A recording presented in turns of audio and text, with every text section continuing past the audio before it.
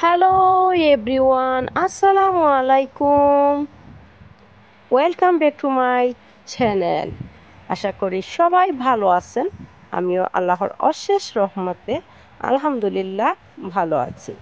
এই তো আবারও চলে আসলাম আপনাদের মাঝে আরও একটি নতুন ভিডিও নিয়ে। তো কাছে এবং দূরে, দেশ এবং দেশের বাইরে থেকে এই মুহূর্তে যে যেখান থেকে আমার এই ভিডিওটি দেখছেন সবাইকে জানাই অসংখ্য অসংখ্য ধন্যবাদ। প্লিজ দয়া করে সবাই একটি লাইক দিয়ে ভিডিওটি দেখা শুরু করবেন। আশা করি ভালো লাগবে। আর যদি আপনি আমার চ্যানেলে নতুন হয়ে থাকেন অবশ্যই চ্যানেলটিকে সাবস্ক্রাইব করে পাশে থাকবেন। যারা অলরেডি পাশে আছেন তাদের সবাইকে অসংখ্য অসংখ্য ধন্যবাদ। তো ভিডিও শুরুতেই আপনাদের সাথে শেয়ার করেছি এই যে একটি পিঠা বানিয়েছিলাম। তো পিঠাটা আমি ভেজে নিয়েছিলাম কথা বলতে বলতেই। তো দেখতেই পাচ্ছেন, যদি আপনারা এই পিঠা কীভাবে বানালাম দেখতে চান অবশ্যই কমেন্ট করবেন, আমি অন্য ভিডিওতে আপনাদের সাথে শেয়ার করব। আর এখানে বানিয়েছিলাম আমি কিছুটা নিমকিগুলো আমি প্রায় সময় বানিয়ে রাখি, কারণ আমার বাচ্চারা খেতে ভালোবাসে, আর বিশেষ করে আমিও চা দিয়ে খেতে ভালোবাসি।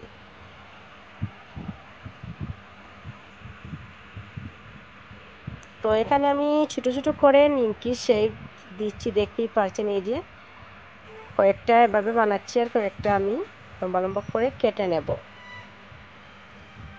আর আমার নিমকির ফুল ভিডিও দেওয়া আছে আমার চ্যানেলে। যদি কেউ কিভাবে নিমকিটা আমি আটাটা আমি কিভাবে গুলেছি দেখতে চান তাহলে আমার চ্যানেলে দেওয়া আছে, দেখে নেবেন। একদম অল্প আটা দিয়েই আপনি অনেকগুলো নিমকি বানাতে পারবেন। আমার তো প্রায় 1 বয়াম হয়েছিল। আর খুবই ক্রিস্পি এবং মুচমুচে হয়, যেহেতু বাজারের নিমকি, কেনা নিমকি চাইতে হাতে বানানো নিমকিটা খুবই ক্রিস্পি হয়। আপনারা বাসায় ট্রাই করে দেখতে পারেন। একদম অল্প আটা বা ময়দা দিয়ে একদম সামান্য দিলেই অনেকগুলো নিমকি হয়ে যায়। তো এগুলোকে আমি ছোটো ছোটো শেপ দিয়েছি আর সামান্য একটু বড় করে নিচ্ছি। এই যে দেখতে পাচ্ছেন, বেলে নিচ্ছি সামান্য সামান্য, একটু বড় সাইজের করছি সামান্য। এটা আমি এখন তেলে ভেজে নেব। আর কিছুটা আমি লম্বা শেপ দিয়ে কেটে নিচ্ছি।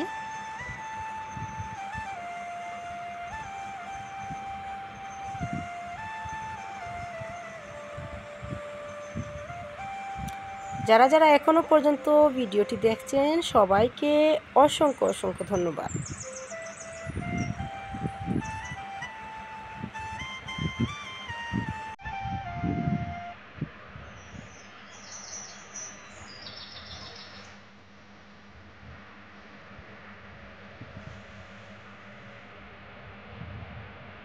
তো ফাইনালি আমার নিমকির লুক দেখুন কত সুন্দর হয়েছে, কালারগুলো আর কতটাই মুচমুচে হয়েছে,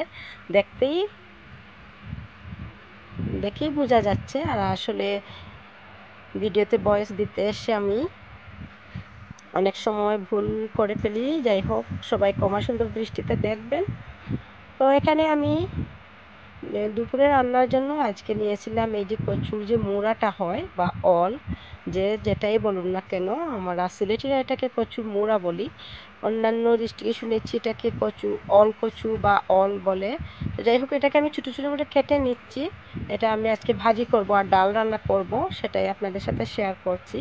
তো এটাকে আমি কেটে নিচ্ছি, দেখতেই পাচ্ছেন। যতটুকু সম্ভব আর কি কাটা যায় ছোটো করে, আমি তেমন একটা ছোটো করে পারি না, যতটুকু সম্ভব কেটে নিয়েছি। আর ডাল ভিজিয়ে রেখেছি, ডালটা আমি এখন লবণ দিয়ে ভালো করে ধুয়ে নেব। এখন ভালো করে ডালটাকে লবণ দিয়ে আমি ধুয়ে নেব।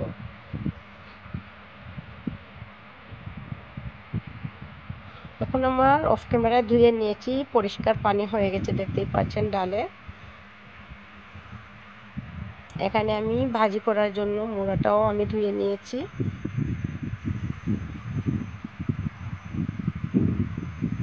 তো এই তো এখানে একদিকে আমি ডাল সেদ্ধ বসিয়ে দিচ্ছি, পেঁয়াজ কাঁচামরিচ কয়েকটা আমি দিলাম, তারপরে আমি হলুদ দেব, দিয়ে ডালটা আমি সেদ্ধ বসিয়ে রেখেছি।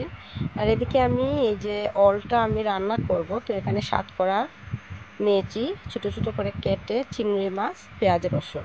তো এখন আমি এই যে কড়াইতে তেলটা গরম হয়ে আসছে, এখানে আমি রসুন বাটা দিয়ে দিলাম। রসুন বাটা দিয়ে তারপর পেঁয়াজ কুচি দিয়ে দেব।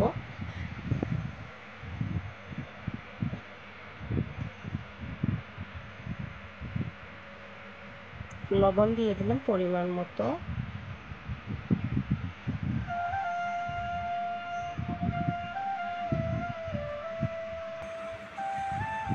এবার আমি চিংড়ি মাছগুলো দিয়ে দিলাম, তারপর সাতকরাটাও দিয়ে দেব। এগুলোকে ভালো করে কষানোর জন্য আমি তেলে ভেজে নিচ্ছি, দেখতেই পাচ্ছেন। তারপর মশলা অ্যাড করে দেব এখন। মরিচের গুঁড়া, ধনিয়া গুঁড়া আর হলুদের গুঁড়া।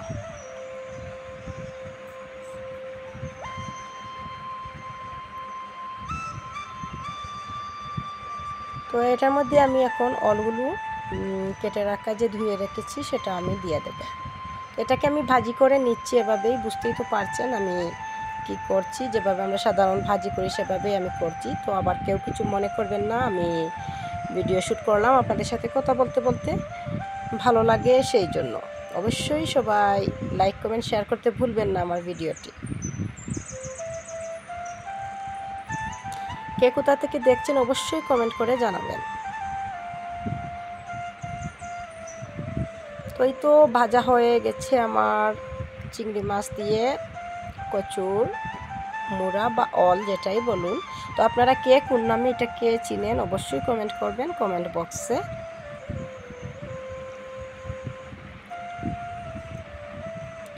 আর এদিকে আমার ডালটাও আমি